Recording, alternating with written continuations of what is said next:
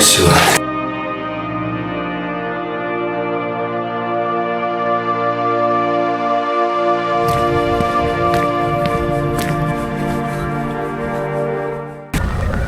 क्या नज़ारा है, सूर्य देवता बाहर आ रहे हैं धीरे धीरे। हम उसी जगह पे चलेंगे कल जहाँ हम बैठे थे, ठीक है ना। वो जगह ठीक थी यार।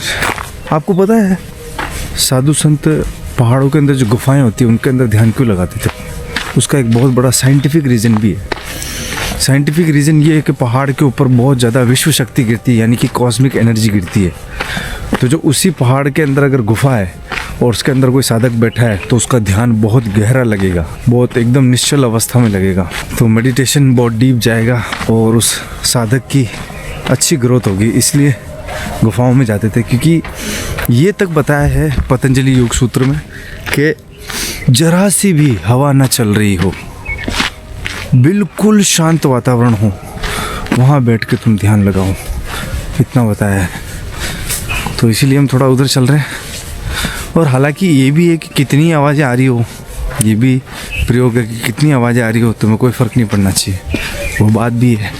लेकिन सभी तरह के अनुभव लेने चाहिए। तो अभी हम उसी जगह चलते हैं जहाँ कल बैठे थे। हमने विज्ञान भैरव तंत्र के जिस प्रयोग की कल बात की थी उसको हम बड़ी ईमानदारी से घर पे हमने उसको फॉलो किया, ठीक है ना। रात को सोते वक्त भी हम उसको फॉलो करते हुए सो गए। तो नींद जो आई ना वो बहुत अलग ही लेवल की थी और प्रगाढ़ निंद्रा आई। गहन निंद्रा में चले गए हम। एक तो होती नींद अलग तरह की होती है। मेरी नींद की जो क्वालिटी ना वो अलग हो चुकी है मेडिटेशन के कारण। मैं अभी कितना घंटे सो रहा हूँ, 4 या 5 घंटे सो रहा हूँ, लेकिन उसमें भी एकदम ताजगी है। कहीं कोई ऐसा नहीं है कि यार मैं ताज़ा अनुभव नहीं कर रहा हूँ, उसमें ताजगी है। हाँ, भोले बाबा को जल का अभिषेक करेंगे, फिर उसके बाद ध्यान के लिए बैठेंगे। हर हर शिव शंभू, भोले शंकर महादेव आपकी जय हो, चंद्रमौली आपकी जय हो, पिनाकी हस्ताय आपकी जय हो, बाबा भोले भंडारी आपकी जय हो, नमो पार्वती पति हर हर शिव शंभू। तो अभिषेक कर देते हैं भोले बाबा का। ओम त्र्यंबकम यजामहे सुगंधिम पुष्टिवर्धनम उर्वारुकमिर्वन्दनात् मृत्युर्मुक्षीयमामृता। ओम सोम झूम स। तो मित्रों जल का अभिषेक हो गया है भोले बाबा को। अब हम चलते हैं और भोले बाबा की बताई गई विधि उसको हम आज 1 घंटा पूरी तल्लीनता से करेंगे। मित्रों एक अद्भुत मंत्र है जो इस तरह से है। हे शिव, आप मेरे गुरु हैं, मैं आपका शिष्य हूँ, आप मेरा मार्गदर्शन करें। बहुत सिंपल है लेकिन बहुत ज़्यादा असरदार है। बड़े भाव से आपको ये कहना है कि हे शिव, आप मेरे गुरु हैं, मैं आपका शिष्य हूँ, आप मेरा मार्गदर्शन करें। और भोलेनाथ आपका मार्गदर्शन करेंगे आध्यात्मिक यात्रा में, अंदर की दुनिया में। तो उनका आशीर्वाद बहुत ज़रूरी है क्योंकि वो परम योगी है, महायोगी है। हाँ, कितना अद्भुत नज़ारा है। हाँ हाँ हाँ हाँ हाँ, सामने देखो। ये जगह मुझे ठीक लगी और भले हम इसको ना वहाँ पर चट्टान पर थोड़ा उसको कुछ आसन जैसा मिट्टी लाके और उसके बाद उसको थोड़ा सीधा कर देंगे। जो उबड़ खाबड़ है ना हल्की फुल्की, तो क्या बैठने में आसानी रहेगी। तो सर्दी अभी आराम से यहाँ बैठ सकते हैं, कोई दिक्कत नहीं। चलो देखो हम आ गए। हाँ, मोर बहुत हैं यहाँ, बहुत सारे मोर हैं, नील गाय हैं, तीतर हैं, बटेर हैं, खरगोश हैं। मित्रों अभी आरती हो रही है, एक बार महादेव का जयकारा लगाएंगे। महादेव, शंभुनाथ, भोलेनाथ, चंद्रमौली आपकी जय हो, पिनाकी हस्ताय आपकी जय हो, बाबा भोले भंडारी आपकी जय हो, नमः पार्वती पति हर हर महादेव, जय भवानी। मित्रों वो जो आप देख रहे हैं वो बहुत ही प्राचीन शिव मंदिर है जहाँ अभी आरती हो रही है, जिसका नाम है हरणी महादेव और ये स्वयंभू शिवलिंग है। मित्रों इस मंदिर पर हरणी महादेव पर मैंने एक व्लॉग डाल रखा है, वो 2 साल पुराना है। आप सबसे नीचे जाओ और हरणी महादेव करके वीडियो है, तो वो आप देखो, इसके बारे में बताया मैंने आपको। तो अब हम ध्यान के लिए बैठते हैं मित्रों आज हम उसी विधि का प्रयोग करेंगे जिसकी कल ओशो ने बात की है विज्ञान भैरव तंत्र के पहले प्रयोग में। ओम सूर्यदेवाय नमः। ओम सूर्यदेवाय नमः। मित्रों इस प्रयोग की सबसे खास बात यह है कि आपको ज़रा सी भी जल्दबाजी नहीं करनी है। श्वास आ रही है बिल्कुल उसके साथ वर्तमान में बिल्कुल वैसे आ रही है तो उसके साथ आप आ रहे हो, जब वो जा रही है तो उसके साथ आप जा रहे हो, ना उसके साथ आप आगे हो ना उसके साथ आप पीछे हो। जैसी वो चल रही है बिल्कुल आप उसके साथ वैसे चल रहे हो। तो ये वो प्रयोग है। तो आज हम इसको 1 घंटा करेंगे आँख बंद करके।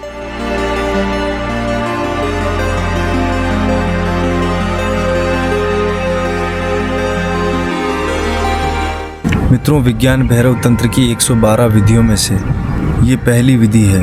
हे देवी ये अनुभव 2 श्वासों के बीच घटित हो सकता है। श्वास के भीतर आने के पश्चात और बाहर लौटने के ठीक पूर्व श्रेयस है, कल्याण है। स्मरण रहे ना आगे जाना है ना छाया की तरह अपनी श्वास के पीछे चलना है, समानांतर चलना है। श्वास और सजगता को एक हो जाने दो।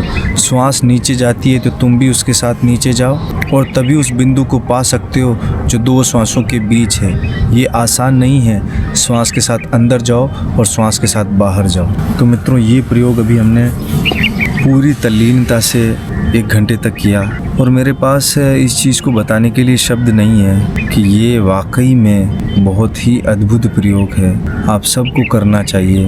अपनी श्वास को पूरे होश के साथ देखो। जब वो आ रही है तो उसके साथ आओ, जब वो जा रही है तो उसके साथ जाओ।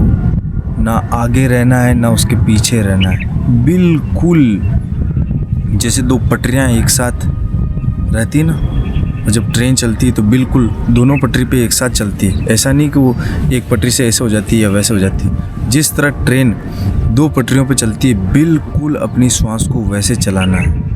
इसको अपने हिसाब से बैलेंस नहीं करना है। जैसे वो आ रही है वैसे आने दो, जैसे वो जा रही है वैसे जाने दो, लेकिन तुम उसके साथ बने रहो। और जब वो आती है और जब जाती है, आने और जाने के बीच में एक अंतराल है। वो अंतराल ऐसे पकड़ में नहीं आएगा। वो धीरे धीरे धीरे धीरे जब हम लगातार इसको करेंगे, और ओशो ने कहा कि कोई भी विधि जो तुम्हें प्रिय लगे उसको कम से कम 3 महीना प्रयोग करो। तो हम हर विधि को 3-3 दिन तक प्रयोग करेंगे। आज हमारा ये दूसरा दिन है। अभी बहुत आनंद आ रहा है, इसलिए हम आधा घंटा और करेंगे, लेकिन माला जप करते हुए करेंगे। माला जप करते रहेंगे और श्वास को उसी तरह से होश के साथ देखते रहेंगे। तो 30 मिनट हम माला जप करेंगे।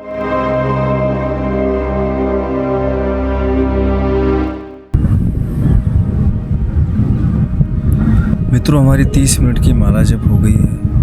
भगवान शिव कह रहे हैं कि जब श्वास आ रही है तो उसके साथ पूरे होश के साथ तुम अंदर आओ, जब वो बाहर जा रही है तो उसके साथ चले जाओ। और इन आती जाती श्वासों के बीच में जब श्वास आ रही होती है तो आने से पहले भी एक क्षण के 1000वें हिस्से में, क्षणांश में वो रुकती है। लेने से पहले भी रुकती है और आने से पहले भी रुकती है। वो अंतराल अगर वो पा लिया तो वो श्रेयस है, वही कल्याणकारी है। इस पहले सूत्र में इसी की बात की है। विज्ञान भैरव तंत्र की पहली विधि है और सबसे सरल विधि है। ये सबसे सरल, जिसको भगवान बुद्ध ने अपनाया। उन्होंने अंतराल की चिंता नहीं की, उन्होंने बस इस बात की चिंता की आती जाती श्वासों के प्रति हम पूरे होशपूर्ण रहें। इसको उन्होंने आनापानसति योग नाम दिया। मैं सोच रहा हूँ दूसरी विधि की बात आज नहीं करें हम, क्योंकि विधि की बात हम उसी दिन करेंगे जिस दिन हम प्रयोग करेंगे। तो आज हम कोई और प्रश्न ले लेंगे, ठीक है ना? ऐसा ही करेंगे। आज हम किसी शिष्य का प्रश्न ले लेंगे जो उसने ओशो से किया होगा। उस प्रश्न के उत्तर में ओशो ने क्या कहा ये हम पढ़ लेंगे। बहुत आनंद आ रहा है, बहुत आनंद आ रहा है। बांस के पेड़ बड़े प्यारे लगते हैं। ये देखो, ये सब बांस के पेड़ हैं।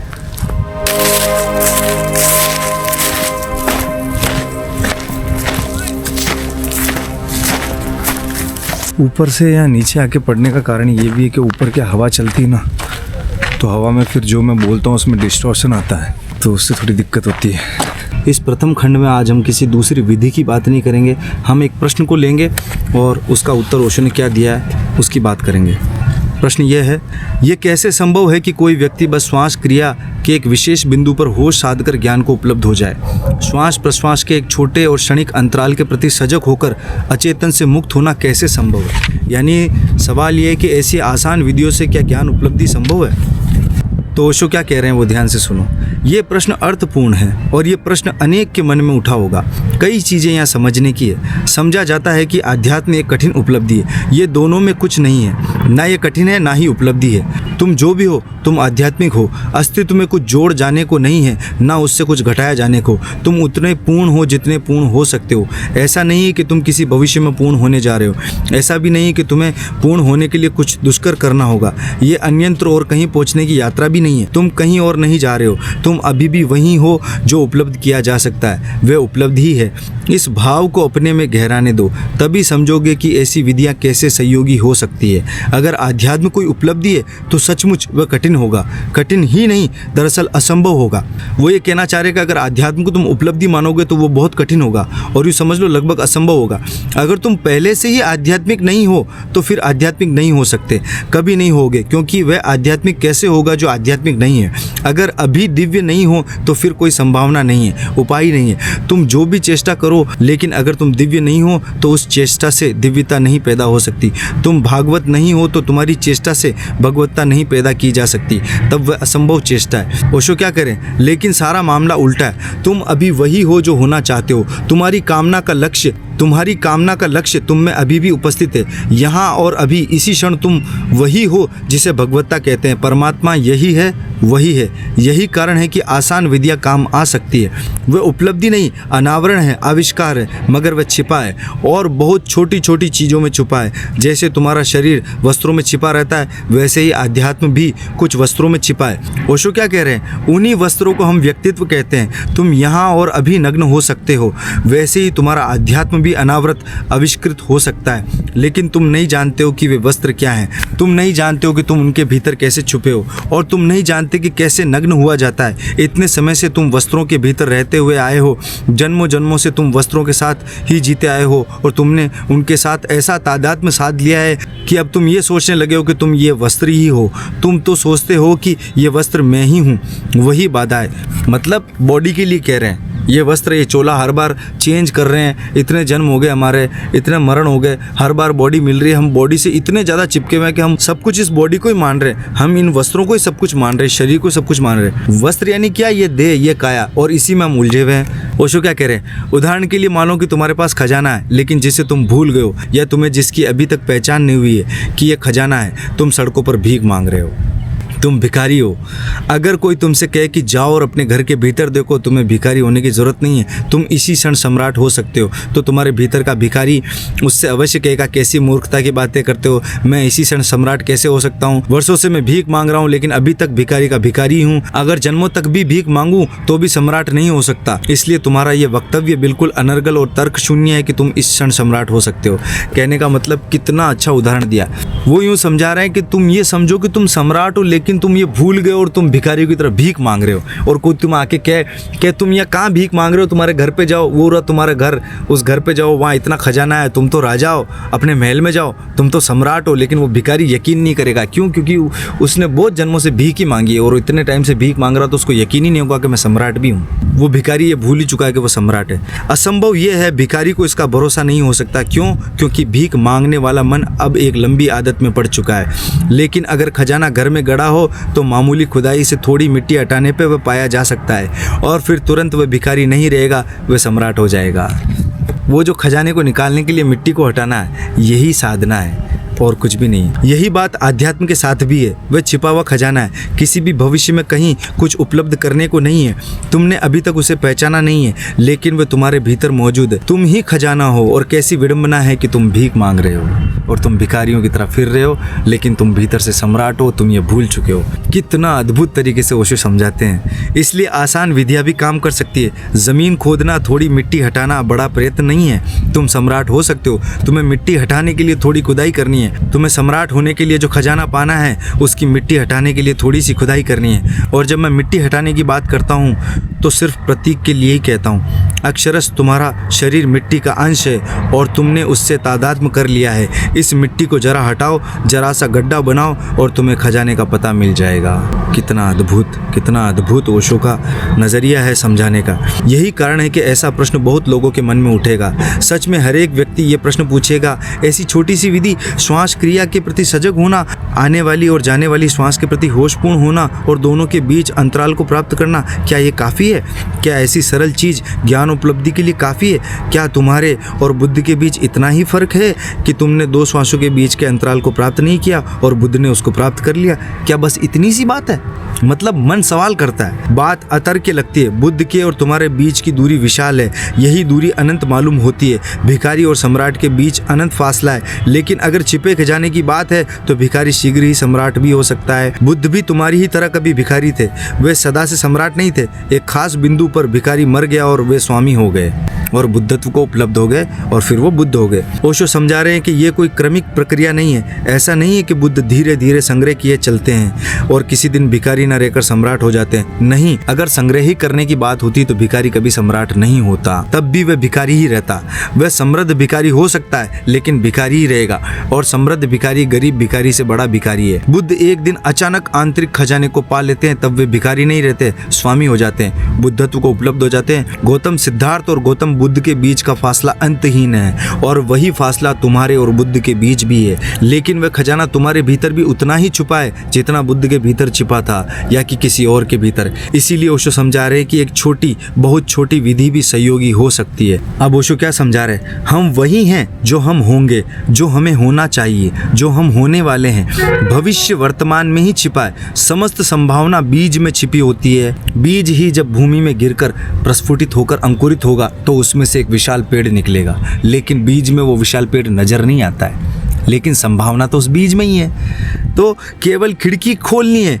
तो अगर तुम ये समझ सको कि यह कि आध्यात्म है ही वही है, तो फिर ये समस्या नहीं है कि छोटी सी विधि कैसे काम करेगी। मतलब तुम्हें इस बात को समझना ही होगा कि तुम्हें और कुछ होना नहीं है, बस तुम भूल गए हो, तुम्हें उसकी याद करनी है। तुम उसको भूल चुके हो। तुम सम्राट हो लेकिन तुम भीख मांग रहे हो। तुम इस बात को भूल चुके हो कि तुम सम्राट हो और तुम्हारे घर में ही खजाना गड़ा हुआ है और तुम बाहर भीख मांग रहे हो। एकदम से तुम्हारा भिखारी मर जाएगा और सम्राट पैदा हो जाएगा, क्योंकि तुम्हारे पास इतनी अपार संपदा आ जाएगी। ओशो समझा रहे हैं कि असल में बड़े प्रयत्न की जरूरत नहीं है, छोटे प्रयत्न ही चाहिए। प्रयत्न जितना छोटा हो उतना अच्छा। यही कारण है कि कई बार ऐसा होता है कि तुम जितनी ही चेष्टा करते हो, उपलब्धि उतनी ही कठिन होती जाती है। तुम्हारा प्रयास, तुम्हारा तनाव, तुम्हारी व्यस्तता, तुम्हारी कामना, तुम्हारी अपेक्षा, सब की सब बाधा बन जाती है। लेकिन एक छोटे से प्रयत्न से, जिसे वे झेन संप्रदाय जो कि जापान में हुआ, झेन में प्रयत्नहीन प्रयत्न कहते हैं, ऐसा करना कि न करने जैसा हो, घटना आसानी से घट जाती है। तुम उसके पीछे जितना अधिक पागल होते हो, संभावना उतनी ही कम होती चली जाती है। क्योंकि जहाँ सुई से काम चल जाता है वहाँ तुम तलवार चला रहे हो। तलवार काम नहीं देगी, वह बड़ी हो सकती है, लेकिन जहाँ सुई की जरूरत हो वहाँ तलवार क्या करेगी? सुई सिलती है, तलवार काटती है। सुई की जगह तलवार काम नहीं आ सकती और तलवार की जगह भी सुई काम नहीं आ सकती। किसी कसाई के पास जाओ, वहाँ बड़े बड़े औजार मिलेंगे, और किसी मस्तिष्क के सर्जन के पास जाओ, वहाँ बड़े बड़े औजार नहीं मिलेंगे, और अगर मिले तो वहाँ से झटपट खिसक जाना। मस्तिष्क का सर्जन कसाई नहीं है, उसे बहुत छोटे छोटे औजारों की जरूरत है। वे जितने छोटे होंगे उतना अच्छा। आध्यात्मिक विधियाँ अति सूक्ष्म है, वे स्थूल नहीं है, वे स्थूल हो भी नहीं सकती, क्योंकि आध्यात्म की शल्य चिकित्सा और भी सूक्ष्म है। सर्जन को मस्तिष्क के भीतर स्थूल पदार्थों के साथ ही काम करना जाना है, लेकिन जब तुम आध्यात्मिक तल पर काम करते हो तो बात बहुत सूक्ष्म से भी सूक्ष्म हो जाती है। वह शल्य चिकित्सा ज्यादा और ज्यादा सौंदर्य परख हो जाती है। वहाँ स्थूल पदार्थ नहीं है, वहाँ तो सब कुछ ही सूक्ष्म हो जाता है। और ओशो कह रहे हैं कि दूसरी बात प्रश्न में पूछी गई है कि छोटी बात से बड़ा परिणाम कैसे संभव है। ये धारणा अबुद्धिपूर्ण और अवैज्ञानिक है। विज्ञान अब जानता है कि कण जितना छोटा होगा उतना आणविक होगा, उतना ही विस्फोटक होगा। विज्ञान भी अब ये जानता है वह जितना छोटा होगा उसका परिणाम उतना ही बड़ा होगा। क्या तुम 1945 से पहले सोच सकते थे? क्या कोई भी कल्पनाशील कवि या स्वप्नदृष्टा सोच सकता था कि 2 आणविक एटम बम के विस्फोट जापान के 2 बड़े नगरों हिरोशिमा और नागासाकी को पूरी तरह मिटा डालेंगे? क्षण भर में 2 लाख लोगों का जीवन समाप्त हो गया। और कौन सी विस्फोटक शक्ति इस्तेमाल की गई थी? एक अणु, सबसे छोटे कण से 2 नगर ध्वस्त कर दिए गए। कितना तगड़ा उदाहरण है। एक अणु को तुम नहीं देख सकते हो, न केवल आंख से ही उसे देख सकते हो, किसी भी उपाय से उसे देख नहीं सकते हो। किसी भी यंत्र से अणु को नहीं देखा जा सकता। हम उसके परिणाम भर देख सकते हैं। जरूरी नहीं कि स्थूल पदार्थ के बड़े होने से उसकी शक्ति भी बड़ी हो। सच्चाई उल्टी है। इकाई जितनी छोटी होगी उतनी ही भेदक होगी। इकाई जितनी छोटी होगी उतनी ही घनी शक्ति उसमें भरी होगी।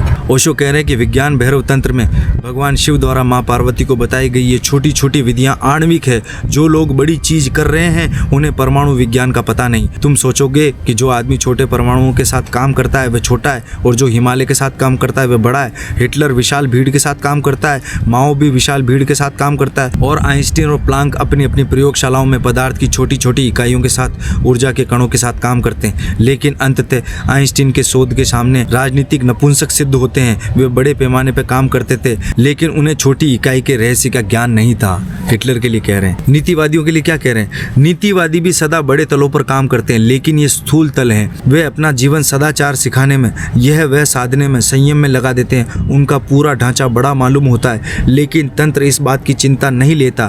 तंत्र मनुष्य के आणविक रहस्यों का, मनुष्य के मन का, मनुष्य की चेतना की चिंता करता है। और तंत्र ने आणविक रहस्यों को प्राप्त कर लिया है। ये विधियां आणविक विधियां हैं। अगर तुम उन्हें साध लोगे तो परिणाम विस्फोटक होगा, परिणाम जागतिक होगा और तुम जागृत हो जाओगे। मित्रों, अब यहाँ ओशो एक बात समझा रहे हैं जो ज़्यादातर लोग गलती करते हैं। प्रैक्टिकल तो कुछ करते नहीं, बस दिमागी खुजली चलती है उनके विचारों की और वो सवाल करते हैं कि ऐसा कैसे होगा। तो ओशो क्या कह रहे हैं, ध्यान से सुनिए। एक दूसरी बात भी ख्याल में ले लेना। तुम कहते हो कि ऐसे छोटे से सरल से प्रयोग से कोई ज्ञान उपलब्ध कैसे हो सकता है, तो तुम ये बात उसको प्रयोग में लाए बिना ही कहते हो। अगर प्रयोग करोगे तो कभी ऐसा नहीं कह सकते कि वह छोटा सा प्रयोग है। वह तुम्हें छोटा इसलिए मालूम पड़ता है कि 2-3 वाक्यों में ही पूरे प्रयोग को रख दिया गया है। क्या तुम जानते हो कि अणु विज्ञान का सूत्र क्या है? पूरा सूत्र 2 या 3 शब्दों में ही है, और उन्हीं 2-3 शब्दों से जो समझते हैं और पूरा प्रयोग जानते हैं वे पूरी पृथ्वी को नष्ट कर सकते हैं। लेकिन सूत्र बड़ा छोटा है। E=mc²। अल्बर्ट आइंस्टीन ने भी तो दिया था E=mc²। कितना छोटा सा सूत्र है, लेकिन वहाँ तक पहुँचने के लिए उसने कितना सतत प्रयास किया, तब लास्ट में उसको वो सूत्र मिला। तो यहाँ जितने भी विज्ञान भैरव तंत्र में भगवान शिव ने सूत्र दिए हैं वो बस कुछ लाइन के हैं, टेलीग्राफ की तरह है। लेकिन उनको प्रयोग अगर करोगे तो उनमें अनंत आणविक शक्ति, बहुत महान शक्ति छुपी हुई है। ये विधियां भी सूत्र है। अगर तुम सूत्र को देखोगे तो वो बहुत छोटा दिखाई देगा, आसान दिखाई पड़ेगा, लेकिन वह छोटा और आसान है नहीं। उन्हें प्रयोग करने की कोशिश करो। प्रयोग करोगे तो समझोगे कि वह आसान नहीं है। वह पढ़ने में तो सरल दिखाई पड़ते हैं लेकिन बहुत गहनतम चीज है। ओशो आगे कहते हैं कि हम प्रक्रिया का विश्लेषण करेंगे तो तुम समझोगे। जब तुम श्वास लेते हो तो श्वास को अनुभव नहीं करते। तुमने श्वास को कभी नहीं अनुभव किया। यद्यपि तुम इस बात को मानने को राजी नहीं होगे। तुम कहोगे ये बात सही नहीं है। हो सकता है हम सतत जागरूक ना हो लेकिन उसे अनुभव अवश्य करते हैं। यानी कि तुम ये तो कहोगे हम भले जागरूक नहीं है सांस के प्रति, लेकिन हमें कितनी बार उसका अनुभव तो होता है। लेकिन ओशो कुछ और कह रहे हैं। नहीं, तुमने श्वास को कभी जाना ही नहीं। तुमने श्वास के मार्ग को जाना है। समुद्र को देखो, उसमें लहरें हैं। तुम लहरों को देखते हो लेकिन वे लहरें हवा द्वारा पैदा होती है और तुम हवा को नहीं देखते। हवा के द्वारा पैदा की गई लहरों को देखते हो। ठीक वैसे ही जब तुम श्वास भीतर ले जाते हो तो वह नथनों को छूती है और तुम नथनों को अनुभव करते हो। श्वास को अनुभव नहीं करते। श्वास नीचे जाती है और तुम उसके जाने के मार्ग को महसूस करते हो। तुम स्पर्श और मार्ग को अनुभव करते हो। अब ओशो क्या समझा रहे हैं? जब शिव ये कहते हैं कि बोधपूर्ण हो जाओ तो वे ये कहना चाहते हैं सबसे पहले तो तुम मार्ग के प्रति बोधपूर्ण होगे, और जब मार्ग के प्रति पूरी तरह बोधपूर्ण हो जाओगे तो फिर धीरे धीरे स्वयं श्वास के प्रति बोधपूर्ण हो जाओगे, और जब श्वास को भी जान लोगे तब फिर अंतराल को भी जान जाओगे। तो ये लंबी प्रक्रिया है, सूत्र बड़े छोटे हैं लेकिन इनको प्रयोग करना पड़ेगा लगातार, तब तुम उस अंतराल तक पहुंचोगे, तब तुम उस अंतराल को जान जाओगे। ये बात उतनी आसान नहीं है जितनी आसान मालूम पड़ती है, उतनी आसानी नहीं है। तंत्र के लिए, समस्त भारतीय खोज के लिए बोध के अनेक तल हैं। अगर मैं तुम्हें आलिंगन करूं तो पहले तुम अपने शरीर पर मेरे स्पर्श को अनुभव करोगे, पहले ही मेरे प्रेम को अनुभव नहीं करोगे, क्योंकि प्रेम इतना स्थूल नहीं है। पहले तुम मेरे शरीर को स्पर्श करके उसको अनुभव करोगे। प्रेम बहुत गहरी बात है, वो बहुत सूक्ष्म है। शरीर तो स्थूल है, वो तो तुम्हें छूते ही महसूस हो जाएगा, लेकिन प्रेम आगे की बात है। साधारणतः हम प्रेम के प्रति कभी बोधपूर्ण नहीं होते, हम शरीर की गति को ही महसूस करते हैं। हम प्रेम पूर्ण गति को जानते हैं और प्रेम शून्य गति को जानते हैं, लेकिन हम कभी स्वयं प्रेम को नहीं जानते। ओशो कहते हैं कि अगर मैं तुम्हें चूमूं तो तुम उसके स्पर्श को जानोगे, मेरे प्रेम को नहीं जानोगे। वह प्रेम बहुत सूक्ष्म बात है, और जब तक तुम प्रेम को नहीं जान लेते तब तक वह चुंबन मृत है, उसका कुछ मतलब नहीं है। अगर तुम मेरे प्रेम को जानो तो ही तुम मुझे जान पाओगे, क्योंकि वह और भी गहरी बात है। श्वास भीतर जाती है, तुम स्पर्श को नहीं जानते हो, श्वास को नहीं जानते, लेकिन ओशो कह रहे हैं कि तुम तो साधारणतः श्वास के स्पर्श को भी महसूस नहीं करते हो। जब कुछ अड़चन आती है तो ही उसे जानते हो, अन्यथा नहीं। तो पहले चरण में तुम मार्ग को ही जानोगे जहाँ श्वास छूती मालूम पड़ती है, तब धीरे धीरे तुम्हारी संवेदनशीलता बढ़ेगी। तो पहले चरण में तुम मार्ग को ही जानोगे जहाँ श्वास छूती मालूम पड़ती है और वहाँ छूती हुई दिखाई देती है। तब धीरे धीरे तुम्हारी संवेदनशीलता, तुम्हारी सेंसिटिविटी बढ़ती जाएगी, और वर्षों लग जाएंगे जब स्पर्श ही नहीं, श्वास की गति के प्रति भी तुम बोधपूर्ण हो सकोगे। वर्षों लग जाएंगे। तब तंत्र कहता है तुम प्राण को जान लोगे। तब तंत्र आगे कहता है कि तुम उस वक्त प्राण को जान लोगे, और उसके बाद ही वह अंतराल मिलता है जहाँ श्वास ठहर जाती है, वह केंद्र मिलता है जहाँ श्वास स्पर्श करती है, या वह विलय बिंदु या मोड़ मिलता है जहाँ अंततः श्वास बहिर्श्वास बनती है। कितनी गहरी बात है। ये चरण बहुत कठिन है, उतना आसान नहीं है। जब साधना में उतरोगे, जब इस केंद्र के पास जाओगे, तब पता चलेगा तुम्हें कि ये कितना कठिन है। श्वास के पास इस केंद्र तक पहुंचने के लिए बुद्ध को 6 वर्ष लग गए थे। क्या कह रहे हैं? श्वास के पार इस केंद्र तक पहुंचने के लिए बुद्ध को 6 वर्ष लग गए थे। इस मोड़ पर आने के लिए उन्हें 6 वर्ष की लंबी और कठिन यात्रा करनी पड़ी, तब घटना घटी। महावीर इस पर 12 वर्षों तक श्रम करते रहे, तब घटना घटी। लेकिन सूत्र सरल है और सिद्धांत कोई बाधा नहीं है। क्या कह रहे हैं? भगवान बुद्ध को उस अंतराल तक पहुंचने में 6 वर्ष लगे। 6 वर्ष की लंबी साधना के बाद उस श्वास के उस अंतराल पे वो पहुंचे जिसकी बात शिव इतने छोटे से सूत्र में कर रहे हैं। और भगवान महावीर को 12 वर्ष लगे उस अंतराल को पाने में, जिसकी बात भगवान शिव कह रहे हैं इस सूत्र में कि श्वास का वो अंतराल जहाँ तुम पालोगे, श्वास के उस अंतराल में श्रेयस को तुम प्राप्त कर लोगे। श्वास का वो अंतराल ही श्रेयस है, वही कल्याण है। मित्रों, ओशो इस इतने गहरे प्रश्न का उत्तर ये बात कह के खत्म करते हैं। सब कुछ सरल है, सत्य सरल है। अज्ञान के कारण वह तुम्हें जटिल मालूम दिखाई पड़ता है, अन्यथा सब कुछ सरल है। एक बार इसे जान गए तो वह सरल ही है, लेकिन जानना जरूर कठिन होगा। इस बात को अच्छे से याद रखना, सत्य के कारण नहीं, तुम्हारे मन के कारण जानना कठिन होगा। ये विधि सरल है, लेकिन ये तुम्हारे लिए सरल नहीं होगी। तुम्हारा मन इसमें कठिनाई पैदा करेगा। इसको प्रयोग करके देखो। तो मित्रों, ये सब चीज़ें प्रयोग करने की है, सवाल करने की बात ही नहीं है, प्रश्न करने की बात ही नहीं है, प्रयोग करने की बात है। तो हमारा मन बड़ा चालाक है। मैंने लोगों को अक्सर देखा है सोशल मीडिया पे, सब जगह, और ज़्यादातर लोग आजकल है ना, 1000 लोग अगर ध्यान की बात कर रहे हैं ना, उनमें से ईमानदारी से ना 10 या 12 लोग ही ध्यान कर रहे हैं। बाकी सब लोग सिर्फ बातें करते हैं, उसकी मेडिटेशन की बातें करते हैं, अच्छी अच्छी बातें करते हैं, लेकिन ध्यान कोई नहीं करता, ध्यान में कोई नहीं उतरता, प्रैक्टिकल कोई नहीं उतरता। ये तो मामला ही प्रैक्टिकल का है। तो प्रैक्टिकल करो तो कुछ पता चलेगा, तो अनुभव में आएगा।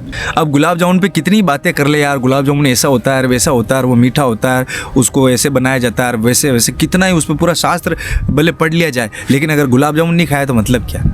गुलाब जामुन खाने की बात है ना। गुलाब जामुन खाओगे तो पता चलेगा कि कैसा है, वो मीठा है, उसमें रस है चाशनी का, उसका टेस्ट है, वो पता चलेगा। तो वही वाली बात है। ओशो इसके लिए बहुत तगड़ा उदाहरण देते थे। वो कहते थे कि पानी के ऊपर भले शास्त्र पढ़ दिए जाएं, शास्त्र लिख दिए जाएं, मीमांसा लिख दी जाए कि पानी ऐसा होता है, ये होता है, वो होता है, पानी के बारे में कितनी बात की जाए, लेकिन जब तुम्हें प्यास लगी है तब तुम्हें पानी चाहिएगा। तुम पानी पियोगे तो तुम्हारी प्यास बुझेगी। उस शास्त्र को पढ़ के या कि उसके बारे में बात करके तुम्हारी प्यास नहीं बुझेगी। तो आध्यात्म भी, ध्यान भी और जितनी भी विधियों के बारे में बात की गई वो सब प्रैक्टिकल है। तो आप जब प्रैक्टिकल करोगे तो आपको अनुभव होगा, सीधी सी बात है। ठीक है मित्रों, तो ये था आज जो हमने पढ़ा इस प्रश्न के उत्तर में। प्यारे ओशो ने इतनी गहराई से बाल की खाल निकाली और तरीके से समझाया। इनके जैसा समझाने वाला तो फिलहाल कोई है नहीं, इनके जैसा समझाने वाला तो फिलहाल मेरे हिसाब से बहुत सालों तक नहीं आएगा, जितना अच्छे से और गहराई से ये चीज़ों को समझा के गए हैं। तो अगर आप ओशो के बारे में किसी गलत धारणा में पड़े हुए हैं, किसी सोशल मीडिया से किसी पोस्ट को देखकर या लोगों से सुनकर कि उन्होंने तो ऐसे से किया और वो तो ऐसे थे और वो तो ऐसे थे, तो उन सब धारणाओं को गिराओ, ओशो को सुनो और पढ़ो, तो आप महसूस करोगे कि वो क्या कहना चाह रहे हैं और कितना गहरा उन्होंने कहा है। किसी को भी ले लो, अगर बुद्ध आपको प्रिय है तो बुद्ध पर उनके लेक्चर हैं, एस धम्मो सनातनो, वो सुनो, आप आनंद आ जाएगा आपको। महावीर अगर आपको प्रिय है तो महावीर पे लेक्चर सुनो, महावीर मेरी दृष्टि में। मीरा अगर पसंद है तो मीरा के बारे में पद घुंघरू बांध मीरा नाची, ये प्रवचन है, पूरे 20-22 प्रवचन है। मित्रों, सदगुरु ओशो ने, आचार्य रजनीश ने हिंदी में लगभग 4000 घंटे के करीबन प्रवचन दिए हैं और इंग्लिश में 2 से 2500 घंटे के प्रवचन पढ़े हैं। आप जाओ, सुनो, आपको मिल जाएंगे। ऑनलाइन सब कुछ मिलता है आजकल, आप सर्च करो, आपको मिलेंगे और आप सुनो। लेकिन कोई भी एक सीरीज अगर आप पकड़ो ना, तो उसको पूरी ईमानदारी से, जब आप अकेले होते हो, आप खुद के साथ होते हो, तब आराम से सुनो उनको और वो क्या कह रहे हैं। अगर उनमें छोटे छोटे सूत्र की वो बात कर रहे हैं तो उन सूत्रों पर ईमानदारी से चलो, उनको फॉलो करो, उनको अपने जीवन में उतारो। मित्रों, कहीं मैंने पढ़ा था कि जितना भी ज्ञान है वो दिया जा चुका है, बस अब अप्लाई करने की बात है। मतलब जितना भी जानने लायक था ना वो सब जाना जा चुका है, बस अप्लाई करने की बात है। अप्लाई हम नहीं कर रहे और हम फिर बाद में कहते हैं कि यार ये सब फालतू की बातें हैं, ऐसा नहीं होता और वैसा नहीं होता और पता नहीं कितने तरह के तर्क वितर्क और प्रपंच है। तो प्रपंच में मत पढ़ो, वाद विवाद में मत पढ़ो, सीधा मैं तो यही कहूँगा, अगर कोई एक प्रयोग भी पकड़ो तो ईमानदारी से पकड़ो और उस पर चलो और उसको करके देखो तो तुम्हें अनुभव होगा। तो मित्रों, विज्ञान भैरव तंत्र में ये जो 112 ध्यान की विधियाँ बताई गई है, ठीक है ना, जिनकी भगवान शिव ने माँ पार्वती से बात की है, और खाली एक टेलीग्राफ में जितने वाक्य होते ना, उस तरह से छोटे से वाक्यों में ये गहरे, अनंत गहरे सूत्र बताए गए हैं। आपने सुना ही ना ओशो ने क्या कहा, बुद्ध को उस अंतराल तक पहुंचने में 6 साल लग गए, महावीर को 12 साल लग गए, और हम सवाल कर रहे हैं कि इससे क्या होगा। तो ये बचकानी बातें हैं। ठीक है मित्रों, तो आप सब के भीतर बैठी परम शक्ति को मैं प्रणाम करता हूँ। जय जय शिव शंभू, जय भवानी। मिलते हैं अगले ब्लॉग में।